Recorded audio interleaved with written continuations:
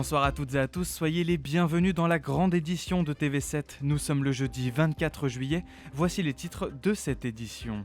La mobilisation de tout un territoire pour retrouver Lafitte du domaine.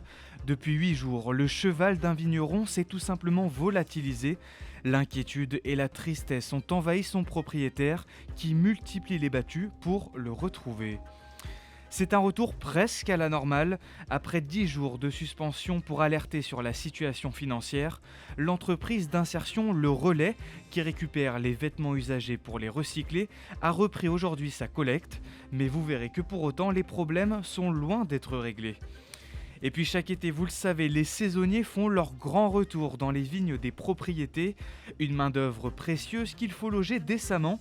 C'est pourquoi, sur fond de scandale de mal-logement, un domaine de Saint-Émilion a rénové et créé une quarantaine de places d'hébergement. Nous les avons visitées pour TV7. Mais tout d'abord, 15 ans après son décès, le parquet de Bordeaux décide de rouvrir l'enquête sur le suicide de Christina Radi, l'ex-femme de Bertrand Cantat.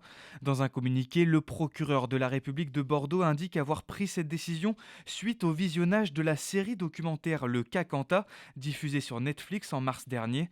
Pour rappel, Bertrand Cantat, condamné à 8 ans d'emprisonnement pour le meurtre de Marie Trintignant en 2003, se trouvait chez son ex-femme la nuit de son décès.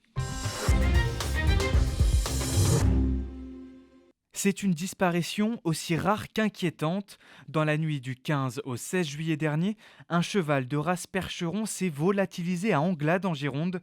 Depuis, son propriétaire, un vigneron, mène une véritable traque pour tenter de le retrouver. Drone équipé de caméras thermiques, survol en ULM et encore battu, les recherches se multiplient. Tristan Lambert était présent à l'une d'entre elles. Une semaine que Franck le cherche sans relâche. Lafitte est habitué à venir tous les matins. On le siffle et quand il est loin dans son pré, il vient chercher sa ration. Et je me dis qu'en sifflant, il peut reconnaître le fait qu'on l'appelle tout simplement. Lafitte, c'est son cheval. Un percheron tout juste âgé de 4 ans. 1,70 m au garrot, près de 700 kg, qui a disparu sans laisser de traces. Depuis, son propriétaire ne compte pas ses heures. Malgré la fatigue, il ratisse de nombreuses zones. Il a de l'herbe, de quoi manger, il y a de l'eau pas loin pour boire. Donc j'ai toujours espoir qu'il soit perdu dans une zone comme celle-ci. Pour tenter de le retrouver, Franck ne recule devant rien. Il mobilise des drones équipés de caméras thermiques, fait appel à un ULM pour survoler la zone, mais sans succès. Ce matin encore, une battue est même organisée. Des habitants du village se sont joints à lui. On est cavaliers dans ma famille, on est tous cavaliers, on a des chevaux chez nous, on a les chevaux à la maison et forcément on se met à sa place, on se dit que nous aussi si ça nous arrivait, si notre cheval disparaissait comme ça, on aimerait bien, franchement on aimerait beaucoup voir autant de solidarité que celle qu'on a vue ce matin et aujourd'hui. Ce cheval, on a peur quand même qu'il se soit peut-être blessé ou qu'il soit vraiment perdu, on ne sait pas trop où, il manque de soins. Le 16 juillet au petit matin, tout a basculé. En arrivant à la prairie, Franck découvre la clôture cassée. Lafitte a disparu. Sa sœur est retrouvée saine et sauve à une 50aine de mètres. Face à ce mystère, un élément sème particulièrement le doute. Des témoins ont vu aussi une camionnette blanche avec des traits rouges ou des rubans rouges dessus circuler à 7h30 ce matin-là. J'ai fait un appel à témoins sur les réseaux pour essayer d'écarter la piste aussi qu'il était embarqué. J'ai pas eu de retour de cette personne. Si jamais elle se reconnaît, elle peut m'appeler. Lafitte, c'est un cheval que j'ai fait naître de mon élevage de percheron. Et sa disparition m'émeut beaucoup et je suis très inquiet en fait. Depuis, Franck a déposé plainte pour vol. Il ne baisse pas les bras et compte poursuivre ses recherches pendant encore 3 semaines et même offrir la somme de 1 000 € à la personne qui retrouvera son cheval. Après une dizaine de jours de grève nationale, l'entreprise coopérative Le Relais reprend ses collectes depuis ce matin. Confrontée à une crise économique sans précédent, la filière de tri demandait à Refashion, l'organisme gouvernemental chargé d'accompagner l'industrie de la mode vers une économie plus circulaire, une revalorisation de la tonne de textiles triés. Illustration au Relais Gironde avec Camille Joannicotena. Des vêtements et encore des vêtements. Donc là, on a plusieurs camions qui viennent de rentrer de leur journée de collecte, de leur matinée, qui donc vont décharger. Et on voit qu'on a les camions qui sont remplis de poches de dons qui ont été faits par les gens ou de recyclage textile. Et on les met dans ces bacs-là de manière à ce qu'on puisse ensuite les rentrer dans l'entrepôt, dans l'usine et venir les recycler sur le tapis de tri. Au relais Gironde, 5000 tonnes de pièces de tissu sont collectées chaque année. Un chiffre en perpétuelle hausse. On a 900 bornes qui sont réparties sur tout le territoire, avec environ 15 chauffeurs qui vont aller les collecter tous les jours. Et avec le nombre de chauffeurs, on est à plus de 15 tonnes par jour de collectées. Et cela reste encore insuffisant. 10 millions de vêtements neufs sont achetés chaque jour en France.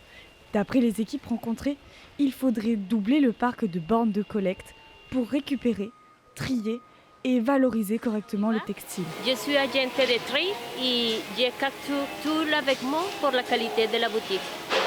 À l'intérieur de l'entrepôt, la cadence de travail est vive. On vide, on sélectionne, on remplit. Le tapis de tri ne se vide jamais. Le constat est simple, un flot de textile de plus en plus important pour des moyens humains restreints.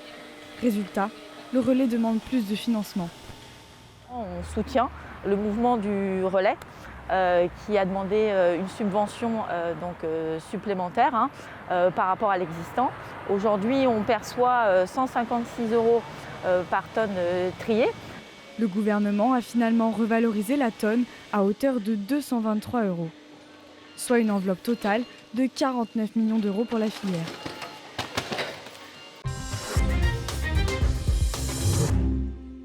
Alors que la saison estivale bat son plein, ce n'est pas toujours facile pour les saisonniers de se loger. C'est pourquoi à Saint-Émilion, un château propose une solution à petit prix, des dortoirs où se mêlent travailleurs et touristes, le tout en plein cœur des vignobles. Objectif, proposer un hébergement pratique pour favoriser les rencontres. Sur place, Adèle Rézère. C'est la maison de mon enfance, de quand j'étais petite. J'habitais ici. C'est à l'étage de cette bâtisse, au cœur des vignes de Saint-Émilion, que Coraline propose depuis 2 mois des chambres à prix imbattable pour les saisonniers, 10 € la nuit. Il y a 8 lits, donc en dortoir, comme dans l'ancien temps, dans les vendanges. Pendant les vendanges, les vendangeurs dormaient dans des dortoirs. Au total, 44 lits sont disponibles pour accueillir les travailleurs du coin, mais aussi les touristes pour 30 € chaque jour. Une différence de tarif qui équilibre les revenus et rend le projet rentable. Pour la propriétaire, le but reste le même, permettre aux différents publics de se rencontrer.